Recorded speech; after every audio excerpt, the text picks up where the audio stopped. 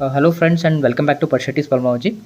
Today we are going to study the basic and the important topic, that is significance of the color of the urine.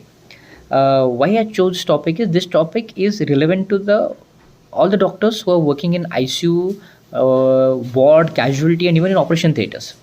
Um, because first thing, whenever you enter an ICU and you see the Foley's catheter with an urobag and urometer, just by seeing that you can know the fluid status of the patient, you can know the renal function of the patient grossly.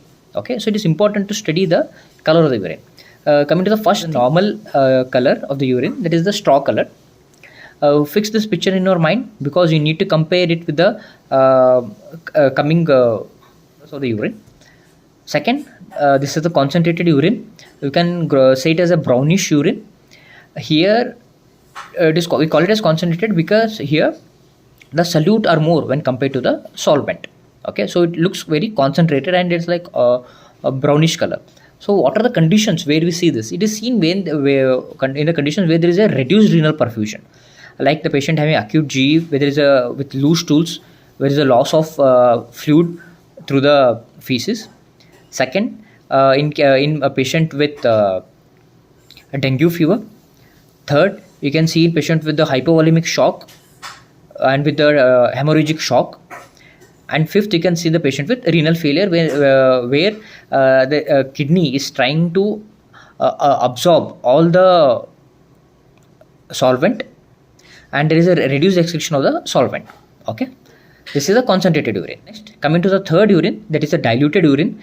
It is a white and clear, very clear, crystal clear, what you can say, urine. It is seen mainly in patients of polydipsia, in patient of diabetes insipidus, and in patient with excessive diuretics. Okay, and even seen even in patient with a renal failure when the kidney fails to reabsorb the solvent. And in this condition, the solvent is more when compared to the solute. Okay, this is the third condition. Fourth, this you can see in the patients with on antitubercular agents like mainly rifampicin. We call it as an orange or reddish color urine because it is the same color as that of the tablet color. It is because of the metabolized product of the rifampicin which is excreted through the urine. Okay, so these are the major four colors of the urine which you need to remember whenever you enter an ICU or a ward, and just by looking you can know the fluid status and the renal function of the patient grossly. Okay, thank you all for your patient listening. If you have any doubt, please leave it in the message box. Thank you. Please like, share and subscribe. Thank you.